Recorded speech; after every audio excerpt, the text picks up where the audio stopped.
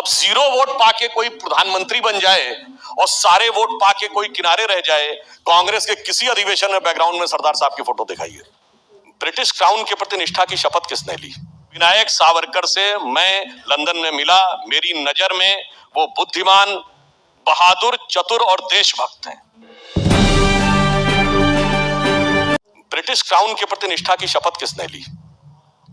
नेहरू जी 15 अगस्त 47 को नहीं प्रधानमंत्री बने थे, कैबिनेट मिशन प्लान के तहत 2 सितंबर 1946 को बने थे। आज प्रधानमंत्री शपथ लेता है तो राष्ट्रपति शपथ दिलाते हैं और क्या कहता है, मैं विधि द्वारा स्थापित भारत के संविधान के प्रति सच्ची श्रद्धा रखूंगा। 2 सितंबर 1946 को नेहरू जी ने किसके प्रति निष्ठा की शपथ ली थी? जब माउंटबेटन ने उनको शपथ दिलाई थी, ब्रिटिश क्राउन के प्रति निष्ठा की शपथ ली। यूनियन जैक झंडा था, तिरंगा नहीं था। जैसा सुमेरा भी जानने की कोशिश कर रही थी कि ये सिलसिला आखिर कहां जाकर रुकेगा, क्योंकि आप लोग कहते हैं कि भाई पंडित जवाहरलाल नेहरू की मंशा को पूरा करने के लिए इतिहास को अलग तरीके से लिखा गया। देखिए, एक तो होता है हिस्ट्री को बदल दिया गया, एक होता है टोटल झूठा इतिहास पढ़ा दिया गया। टोटल, इसलिए हम ये कहना चाहते हैं, बताइए वो स्वतंत्र वीर सावरकर जिनको अंडमान की जेल में रखा गया, कोल्हू में बैल की जगह पेड़ दिया गया, वो तो स्वतंत्रता की लड़ाई नहीं लड़ रहे थे। जिनके लिए अंग्रेजों ने कहा इसको नहीं छोड़ना है, ये बहुत बड़ा खतरा है, और जो जेल में रह रहे थे, जलवाए जलाल से रह रहे थे, खाने पीने की सुविधा थी, इतना ही नहीं किताब लिखने के लिए सेक्रेटरी भी था और वॉलीबॉल खेलने की भी सुविधाएं थी। जिनके लिए अकबर इलाहाबादी ने लिखा था, कौम के गम में खाते हैं डिनर हुक्काम के साथ, रंज लीडर को है बहुत मगर आराम के साथ, और जिनके वाइसराय के परिवार के साथ अत्यंत मधुर संबंध थे। 1948 में शिमला में छुट्टी मनाने गए थे, आफ्टर इंडिपेंडेंस छुट्टी मनाने शिमला में, वो लड़ाई लड़ रहे थे, और जो संघर्ष कर रहे थे वो लड़ाई नहीं लड़ रहे थे। इस पर तो मुझे वही लाइन ध्यान आती है, वो जब आज क्रेडिट लेने की कोशिश करते हैं कि भाई कि नौरंग ये सियासते दौरा तो देखिए कि मंजिल मिली उन्हीं को जो शरीके सफर न थे। 26 मई 1920 को यंग इंडिया में महात्मा गांधी ने पूरा एक आर्टिकल लिखा जिसका शीर्षक है सावरकर ब्रदर्स जी, और उसमें उन्होंने लिखा कि बहुत आश्चर्य की बात है कि इतने महीने गुजर जाने के बाद भी क्षमादान सबको मिल गया है, परंतु इनको नहीं दिया जा रहा है। इनमें से एक, ये गांधी जी के वर्ड हैं, विनायक सावरकर से मैं लंदन में मिला, मेरी नजर में वो बुद्धिमान, बहादुर, चतुर और देशभक्त हैं। ये गांधी ने लिखा है, बहादुर, चतुर और देशभक्त हैं। और आगे उन्होंने क्या लिखा, ब्रिटिश साम्राज्य की बुराइयों को उन्होंने मुझसे कहीं पहले समझ लिया था, मगर ये गांधी को तो समझ में आया, राहुल गांधी को नहीं समझ में आया, तो इसके लिए हम क्या कर सकते। अब सरदार साहब की बात करते हैं। सरदार साहब की मृत्यु हुई 1950 में। बताए कांग्रेस उसने जब तक गुजरात बना 1960 में, तब तक एक योजना, एक संस्थान, एक कोई चीज जो सरदार साहब के नाम पे हो। चलिए दूसरी बात कहता हूं, 2014 या भारतीय जनता पार्टी के राइज 90 के दशक से पहले कांग्रेस के किसी अधिवेशन में बैकग्राउंड में सरदार साहब की फोटो दिखाइए, कहीं नहीं, 0। तब समस्या आती है। और यह भी बात कहना चाहता हूं, जब मैंने कहा ना कि सितंबर 46 में प्राइम मिनिस्टर बने थे, तो अगस्त 46 में कांग्रेस की बैठक होती है जिसमें सारी प्रदेश कमेटियों से नाम मांगे जाते हैं कि प्रधानमंत्री के लिए कौन होना चाहिए। 1 वोट पट्टाभी सीतारमैया को, 1 या 2 वोट जेबी कृपलानी को, शेष सारे वोट सरदार पटेल को, सारे वोट सरदार पटेल को। And with due respect to him, Nehru ji को 0 वोट। अब 0 वोट पाके कोई प्रधानमंत्री बन जाए और सारे वोट पाके कोई किनारे रह जाए, उनको हक है बोलने, उसके बाद उसके नाम पर कुछ लिखा ना जाए। अच्छा, और ये मैं कोट भी कर रहा हूं, ऐसा नहीं, India from Curzon to Nehru and thereafter by Durgadas, सारा पढ़ लीजिए। ठीक है, आपकी पूरा उस मीटिंग आपकी याददाश्त तो खैर गजब की है, ये तो हम सब मानते हैं। लेकिन इस बार मुझे लगता है राहुल गांधी एक लाइन आगे बढ़े हैं। ये माफी का जिक्र तो इससे पहले भी वो कई बार कर चुके हैं, लेकिन इस बार उन्होंने कहा कि भाई देखिए, गांधी, नेहरू, पटेल भी सालों तक जेल में रहे, लेकिन उन्होंने कभी माफीनामे की चिट्ठी पर साइन नहीं किया, और वीर सावरकर ने साइन करके गांधी, नेहरू, पटेल को धोखा दिया। एक लाइन वो और आगे बढ़ गए।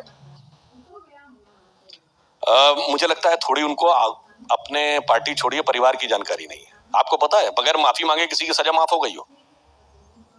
शायद आप लोगों को न ध्यान हो तो मैं बता देना चाहता हूं, वो नेहरू जी थे 1923 नाभा में, और नाभा में केवल 3 घंटे के अंदर, और ये मैं कोट कर रहा हूं, जी। के संथानम, जो कांग्रेस के बाद में कैबिनेट मिनिस्टर बने, उन्होंने अपनी किताब में, जो उनके साथ जेल में थे नेहरू जी के साथ, उन्होंने अपनी किताब हैंडकफ्ड विद नेहरू में लिखा है कि नेहरू जी को इतनी तकलीफ हो रही थी कि उनके पिताजी ने, यानी मोतीलाल नेहरू जी ने वॉइस रॉय से संपर्क किया, 3 दिन लग गए और उसके बाद हमें जेल में खाना और फल भी मिलने लगे, हमारे कपड़े धुलने के लिए नौकर भी आ गया, हमें अनेक प्रकार की सुविधाएं मिलने लगी। इसके बाद कोर्ट ने नेहरू जी को 2 साल की सजा सुनाई।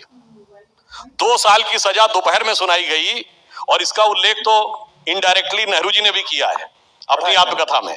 के संथानम की किताब में तो बहुत क्लियर है और ये अनेक उदाहरण है। ट्रैप्ड विद नाभा में दोपहर में हुई और शाम होते होते ब्रिटिश गवर्नर ने अपनी स्पेशल पावर का यूज करते हुए सजा माफ कर दी। कानून मंत्री किरेन रिजिजू ने एक आर्टिकल लिखा और उसमें उन्होंने इस बात का जिक्र किया कि पहले दोस्त फिर भारत की नीति पर अमल किया गया, इसीलिए कश्मीर में इतना बड़ा ब्लंडर हुआ। वो जिक्र करते हैं कि महाराजा हरि सिंह ने 3 बार कश्मीर के विलय का प्रस्ताव भेजा पंडित नेहरू के पास, लेकिन 3 बार उसे खारिज कर दिया गया। तो जो उधर से हो रहा है वही इधर से भी तो होता हुआ नजर आ रहा है। उधर से सावरकर पर सवाल उठाए जा रहे हैं, उनके जो कदम थे उस पर सवाल उठाए जा रहे हैं, और इधर पंडित नेहरू के उठाए गए कदमों को या जो फैसले उन्होंने लिए उसे कटघरे में खड़ा करने की कोशिश है। देखिए, वीर सावरकर पर तो मैंने पुनः रिपीट किया जा रहा हूं, जब आपका अध्यक्ष ही ब्रिटिश सरकार का सेक्रेटरी था तो मामला ही खत्म हो जाता है। और उसका भी प्रमाण यह था कि फर्स्ट वर्ल्ड वॉर तो 1914 में कांग्रेस ने प्रस्ताव पारित करके समर्थन किया था ब्रिटिश गवर्नमेंट का, फर्स्ट वर्ल्ड वॉर। ठीक है, इस प्रत्याशा में किया था कि वर्ल्ड वॉर खत्म होगी तो हमको आजादी दे देंगे, पर उसके बाद जलियांवाला बाग मिला था, वो अलग बात है, पर यह भी सत्य है। परंतु जो आप ये कहने का बात कर रहे हैं, नेहरू जी ने जो बात की तो सिर्फ एक सिंपल सी बात, चलिए बाकी किताब में क्या लिखा छोड़िए, एक ही जगह थी जहां नेहरू जी ने इंटरेस्ट लिया, और अगर रियासतों के एकीकरण का महकमा सरदार पटेल के पास था तो नेहरू जी ने कश्मीर को उससे अलग क्यों रखा? फिर सब कुछ सरदार पटेल को दे देना चाहिए था। जब गृह मंत्री के रूप में रियासतों का एकीकरण का विभाग सरदार साहब देख रहे थे तो सिर्फ कश्मीर ही नेहरू जी क्यों देख रहे थे? दूसरा, जो किरेन रिजिजू जी ने कहा, किरेन रिजिजू जी का विषय तो अपनी जगह, उस समय जो वहां की रियासत के प्राइम मिनिस्टर थे मेहर चंद महाजन, जो बाद में भारत के चीफ जस्टिस भी बने, उन्होंने अपनी किताब में लिखा है कि मैं 24 अक्टूबर को दिल्ली आ गया, 3 दिन तक नेहरू जी ने निर्णय ही नहीं लिया, और वो बार बार ये कह रहे थे कि पहले विलय की शर्तें तय हो जाए, और विलय की शर्त में ये थी कि शेख अब्दुल्ला को सत्ता दे दी जाए, जबकि शेख अब्दुल्ला जेल में थे महाराजा हरि सिंह के विरुद्ध आंदोलन करते हुए। लास्ट में उन्होंने लिखा, और कई इतिहासकारों ने लिखा है कि जब मीटिंग में बात हुई तो मेहर चंद महाजन आखिर में उठकर खड़े हुए कि यदि आप तुरंत फौज नहीं भेजेंगे तो फिर मैं कोशिश करता हूं कि जो हिंदू फंस गए हैं श्रीनगर में, उनको अगर सेफ एग्जिट दिया जाए तो मैं यहीं से जहाज लेकर कराची जा रहा हूं, जिन्ना से बात करूंगा। तो ये कहा जाता है कि सरदार साहब ने बगैर नेहरू जी की तरफ देखे उनसे कहा कि आप जाइए, भारतीय सेना पहुंच रही है, और उसके बाद उन्होंने शेख अब्दुल्ला की तरफ देखा और उसके बाद नेहरू जी की तरफ देखा, और उसके बाद उन्होंने सैम मानेकशॉ से कहा कि general you have got the orders. अब ये कहने वाला कौन है? जो चीफ जस्टिस ऑफ इंडिया भी रहा है और वहां की गवर्नमेंट का प्राइम मिनिस्टर। इसलिए मैं कह रहा हूं, देखिए गलती हो गई, अरे मान तो, लेकिन आप जिन बातों का जिक्र कर रहे हैं उससे ऐसा लग रहा है कि आप मंशा पर सवाल उठा रहे हैं। एक होता है कि भाई हमने कई फैसले लिए, कुछ फैसले गलत भी हो गए, लेकिन ये कहना कि पहले दोस्त फिर भारत की नीति पर अमल किया गया, यानी दोस्तों को तरजीह दी गई, देश से ऊपर उन्हें रखा गया, तो आपको नहीं लगता कि ये देश के पहले प्रधानमंत्री पर, इतने बड़े स्वतंत्रता संग्राम सेनानी पर बहुत बड़ा आरोप लगाया जा रहा है? देखिए, मैं तो सिर्फ ये कहूंगा कि अगर एक ही राज्य उन्होंने अपने पास रखा तो अब ये मंशा पे सवाल है या नीति पे सवाल है, ये मैं दर्शकों पे छोड़ता हूं। दूसरा, उन्होंने दुनिया में कहीं भी लड़ाई होती है तो सीज फायर कौन करता है? जिसकी फौज हार रही हो। यहां हम जीत रहे थे, हमने सीज फायर किया। यूनाइटेड नेशंस में कौन देश जाता है? जो छोटा हो, कमजोर हो, जिसकी फौज हार रही हो। हम बड़े थे, ताकतवर थे, जीत रहे थे, हम यूएन में गए। दूसरा, मैं दर्शकों से पूछना चाहता हूं, यूएन बना कब? 24 अक्टूबर 45 को और 26 अक्टूबर 47। यूएन की कोई हैसियत नहीं थी उस समय तक, यूएन की कोई लेजिटिमेसी नहीं थी। मेरे विरोधी रिसर्च करके बता दें कि कश्मीर से पहले कौन सा मुद्दा यूएन में गया था।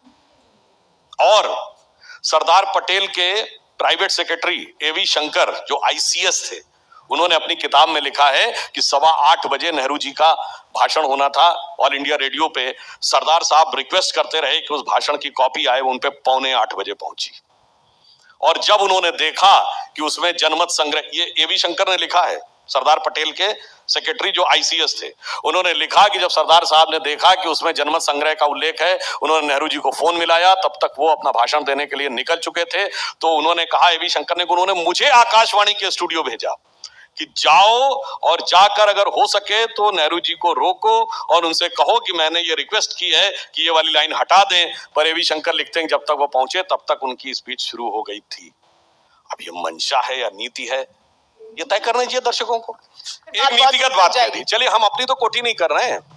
ये अपने नटवर सिंह जी की किताब one life is not enough, उसमें क्या लिखते हैं, नटवर सिंह जी लिख रहे हैं, हम नहीं कोट कर रहे हैं। वो लिख रहे हैं कि 1954 में चाइना से आने के बाद नेहरू जी उस पूरी चाइना के साथ जो जो बातचीत हुई, डिप्लोमेटिक बातचीत, उसका विवरण भी एडविना माउंटबेटन को अपने पत्र में लिख रहे हैं। वो पत्र भी उपलब्ध है। और ये नटवर सिंह का बयान है, मेरा नहीं, कि इस प्रकार से उन्होंने ओथ ऑफ सीक्रेसी का एक प्रकार से हनन किया, यानी गोपनीयता की जो शपथ प्रधानमंत्री की होती है कि विदेश और गोपनीय मुद्दे किसी अन्य के संज्ञान में नहीं होने चाहिए, उसका उल्लंघन किया। ये नटवर सिंह की है। करें जाके मुकदमा, उन पे जाके दावा करें। देखिए, नेहरू जी ने कुछ एक अच्छे काम भी किए थे, जैसे एम्स की स्थापना की थी, उन्होंने स्टील के प्लांट्स बनवाए, डैम बनाए, वो मानते हैं। मगर जो भयंकर गलतियां हुई उसको भी स्वीकार करना चाहिए ईमानदारी से।